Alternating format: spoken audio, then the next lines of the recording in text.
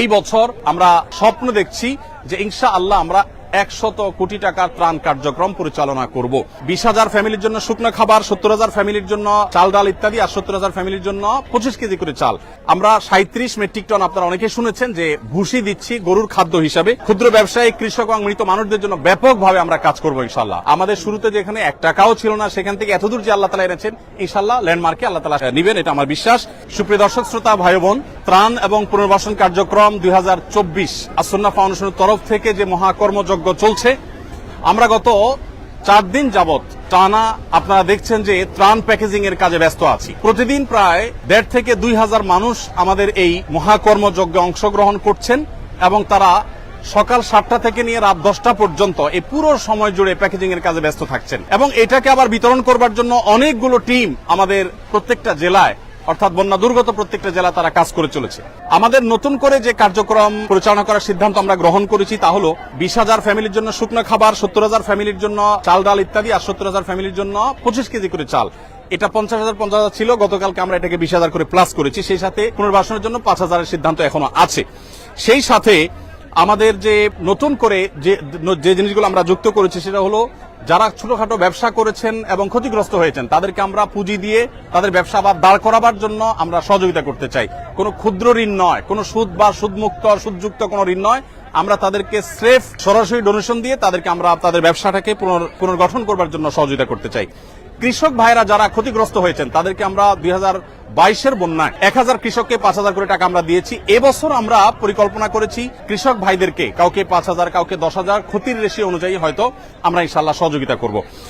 কৃষক ভাইদের সহযোগিতাটা বিভিন্নভাবে হতে পারে। একজন মানুষ 2টা গরু পালতেন বা 1টা গরু পালতেন, গরুটা মারা গেছে, আমরা তাকে বাছুর কিনে দিব যাতে করে তিনি আবার শুরু করতে পারেন।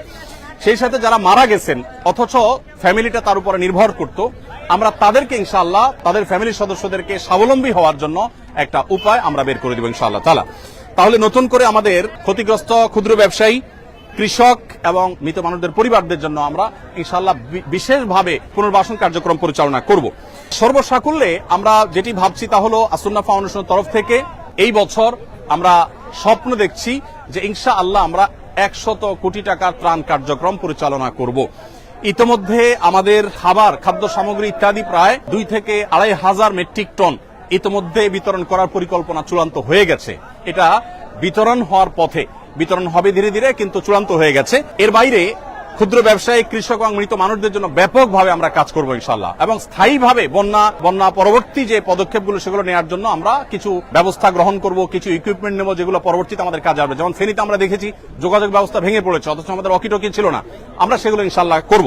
তো সর্বসাকুল্যে আমরা যেটি স্বপ্ন দেখছি তা হলো 100 কোটি টাকার ত্রাণ কার্যক্রম ইনশাআল্লাহ সুন্নাহ ফাউন্ডেশন থেকে ইনশাআল্লাহ এবছর আমরা পরিচালনা করব। ওলামা একরাম অনেকে এসেছেন আমাদেরকে কাজ করবার জন্য। উনি গত 3 দিন যাবত মাশাআল্লাহ ত্রাণ কাজে সহযোগিতা করছেন। সাইফুল্লাহ ভাই তো প্রথম দিন থেকে, শুক্রবার থেকে শুরু করেছেন, প্রতিদিন অসুস্থ শরীর নিয়ে তিনি আসছেন এবং সহায়তা করছেন আলহামদুলিল্লাহ। আমরা আপনাদেরকে জানিয়ে রাখতে চাই প্রিয় দর্শক, আমরা 37 মেট্রিক টন, আপনারা অনেকে শুনেছেন যে ভুসি দিচ্ছি গরুর খাদ্য হিসাবে এবং স্যানিটারি ন্যাপকিন থেকে শুরু করে নিয়ে বাচ্চাদের জন্য প্রয়োজনীয় জিনিসপত্র দিচ্ছি এবং নতুন করে আমরা বেশ কিছু কাপড় চোপড় দিচ্ছি। কারণ আপনারা জানেন যে আশ্রয় কেন্দ্রগুলোতে অনেকে এসেছে যারা এক কাপড়ে এসেছে, তাদের এখন কাপড় চোপড় দরকার, তাদেরকে আমরা কাপড় চোপড় দিচ্ছি। অনেকের কাপড় চোপড় বন্যায় ঘর বাড়ি সব শেষ হয়ে গেছে, কিছুই রাখতে পারেনি, পরনের কাপড়টা শুধু আছে, তাদেরকে আমরা পোশাক আশাক দিচ্ছি ইনশাআল্লাহ। একটা বিষয় আমি বলতে চাই আপনাদের সাথে ওলামা একরাম, এটা হলো যে আমি দেখেছি যে মানুষ যেভাবে ঐক্যবদ্ধ হয়েছে, এই ঐক্যবদ্ধ জাতি ইতিপূর্বে আমরা কখনো দেখি নাই। বাংলাদেশের ইতিহাসে আমি এইভাবে মানুষের স্বতঃস্ফূর্ততা আমি দেখিনি। সে টিএসসি থেকে আসন্না ফাউন্ডেশন পর্যন্ত সব জায়গায় আপনি স্বতঃস্ফূর্ততা দেখতে পাবেন। আজকের একটি ঘটনা আমি বলি, আমি বাংলাদেশ সেনাবাহিনীর কাছে 3 ট্রাক মালামাল, 3টা কাভার্ড ভ্যান ভর্তি মালামাল হস্তান্তর করে আমি আসছিলাম। একটা অটো রিকশার পেছনে দেখলাম লেখা আছে একটা কাগজে, বন্যার্তদের পাশে দাঁড়ান। আমি চিন্তা করলাম একজন অটো রিকশা চালক তিনি কোন জায়গা থেকে এটা অ্যারেঞ্জ করেছেন এবং নিচে লেখা আছে যে আহ্বায়ককে অটোরিকশা চালক, তার মানে এটা তার উদ্যোগে, কেউ লাগায়নি। মানে তিনি চিন্তা করেছেন আমি আর কিছু করতে না পারি, আমার রিকশার পেছনে একটু মানুষকে আহ্বান করে আমি বন্যার্তদের পাশে দাঁড়ানোর জন্য চেষ্টা করি। দেখুন, এইরকম স্বতঃস্ফূর্ত প্রচেষ্টা আসন্না ফাউন্ডেশনের বিভিন্ন প্রতিষ্ঠান থেকে বিভিন্ন ব্যক্তিবর্গ একের পর এক আসছেন এবং সহযোগিতা তারা দিচ্ছেন। আমার বিশ্বাস যে এইভাবে যদি আমরা ঐক্যবদ্ধ থাকি তাহলে শুধু লিডারশিপের প্রয়োজন হবে। এদেশের মানুষ যেভাবে ঐক্যবদ্ধ, এদেশের মানুষ যেরকম কল্যাণকামী, এক একজনের বিপদে আরেকজন ঝাঁপিয়ে পড়ছে, বিশেষ করে জাতীয় দুর্যোগে যেভাবে সবাই ঝাঁপিয়ে পড়ছে। যদি আমাদের সেরকম লিডারশিপ থাকে তাহলে আমার মনে হয় আর কোনো কিছুরই প্রয়োজন হবে না, এবং এই জাতিকে পৃথিবীর সবচেয়ে শক্তিশালী জাতিতে পরিণত করতে পারবে ইনশাআল্লাহ তাআলা। যেটি আমি বলছিলাম যে আমাদের ত্রাণ কার্যক্রম পরিচালনার জন্য আলহামদুলিল্লাহ গতকালকে আমাদের এখান থেকে 13টি ট্রাক চলে গেছে ফেনী, কুমিল্লা, নোয়াখালী, লক্ষ্মীপুর এই জেলাগুলোতে। আজকে 3টা কাভার্ড ভ্যান আমরা বাংলাদেশ সেনাবাহিনীর কাছে হস্তান্তর করেছি, সেটা অন দা ওয়ে আছে, এবং ইনশাআল্লাহ আগামীকাল সকালে সেটা বিতরণ হবে। তার একটা ট্রাক বিতরণ হবে সিলেটে বন্যা দুর্গত এলাকায়, আর একটা চট্টগ্রামে, আর একটা কুমিল্লাতে। ফেনীতে আমরা 3টা ট্রাক মাল সেনাবাহিনীর কাছে গত পরশুদিন হস্তান্তর করে আসছি। গতকালকে এবং পরশুদিন আমাদের যে সমস্ত কার্যক্রম চলেছে কুমিল্লা, চাঁদপুর, নোয়াখালী, লক্ষ্মীপুরে, আমি একটু সামারিটা আপনাদেরকে শোনাতে চাই। ফেনীতে আমাদের যে ত্রাণ কার্যক্রম গতকাল সারাদিন ধরে হয়েছে সেটা হলো 6868টি পরিবারকে আমরা ত্রাণ পৌঁছেছি। তার মধ্যে দাগনভূঞা, সোনাগাজী, ফেনী সদর, ফুলগাজী এই থানাগুলো ছিল। আর নোয়াখালীতে 4430 ত্রাণের প্যাকেট আমরা পৌঁছিয়েছি কবিরহাট, সেনবাগ, কোম্পানিগঞ্জ এবং বেগমগঞ্জে।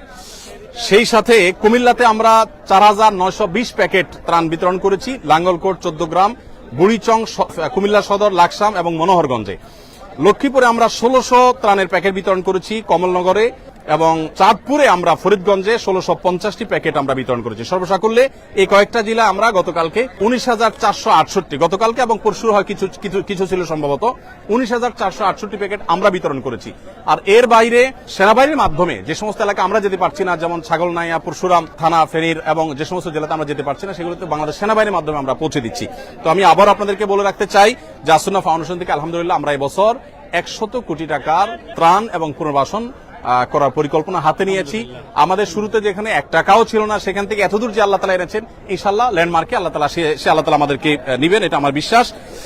আর সেই সাথে একটা নতুন তথ্য দিয়ে রাখি, আমাদের ত্রাণের প্যাকেটগুলোতে আমরা এখন থেকে একটা ত্রাণ দেওয়ার সময় যারা আমাদের মুসলিম ভাইরা আছেন তাদের জন্য আমরা একটা কাগজ লিফলেট দিয়ে দিচ্ছি। লিফলেটটাতে দুই পিঠে 2টা লেখা আছে। একটা লেখা হলো একজন ভালো মুসলিম হতে করণীয় কি।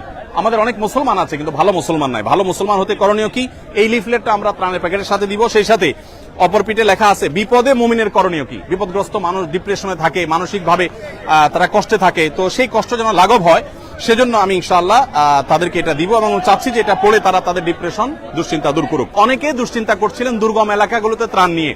আমি আজকে বাংলাদেশ সেনাবাহিনীর সিওডিতে, ঢাকা সিওডিতে সেনা ক্যাম্পে আমি গিয়েছি। সেখানে যেই পরিমাণ কর্মযোগ্য সেনাবাহিনী করছে সেটা আমি দেখে অভিভূত। 22-এর বন্যায় সেনাবাহিনীর কাজ আমি দেখেছি এই সিওডিতেই, বাট সেই তুলনায় অনেক গুণ বেড়েছে। শুধু সেনাবাহিনীর নয়, সাধারণ মানুষও এত বেশি মালামাল নিয়ে আসছে যে ইতিপূর্বে এত মালামাল আমি সিওডিতে আনতে দেখিনি।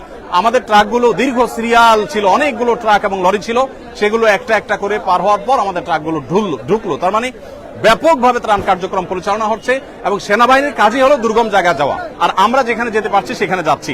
আলহামদুলিল্লাহ সব মিলিয়ে আমি বিশ্বাস করি যে এই কষ্ট দূর হতে খুব বেশি সময় লাগবে না, এটা দূর হয়ে যাবে। আল্লাহ তাআলা আমাদের সবাইকে অভাবী দুস্থ মানুষদের পাশে যেরকম আমরা দাঁড়াচ্ছি, বন্যার সময় ধনী দরিদ্র সব সমান হয়ে গেছে। আমি ধনী দরিদ্র যারা আছেন তাদের সবার জন্য আমি শুভকামনা করছি, আল্লাহর কাছে দোয়া করছি আল্লাহ তাআলা আমাদের সবার কষ্ট দূর করে দিন। বন্যার সময় বিশেষ করে অনেক সচ্ছল মানুষও যে কষ্টে আছেন সেই কষ্টটা লাঘব করার জন্য এখন আমাদের প্রত্যেককে যার যার জায়গা থেকে কষ্ট করা দরকার এবং পরিশ্রম করা দরকার। জাযাকুমুল্লাহ খাইর। আল্লাহ তাআলা আমাদের সবাইকে আর্ত মানবতার সেবায় নিজেদেরকে নিয়োজিত করার তৌফিক দান করুন। আমি আবারও বলছি, বাংলাদেশে মানুষ যেভাবে একতাবদ্ধ হয়েছে ভালো কাজের জন্য, প্রয়োজন ভালো লিডারশিপ। আল্লাহ আমাদেরকে সেটা তৌফিক দান করুন। জাযাকুমুল্লাহ খাইর।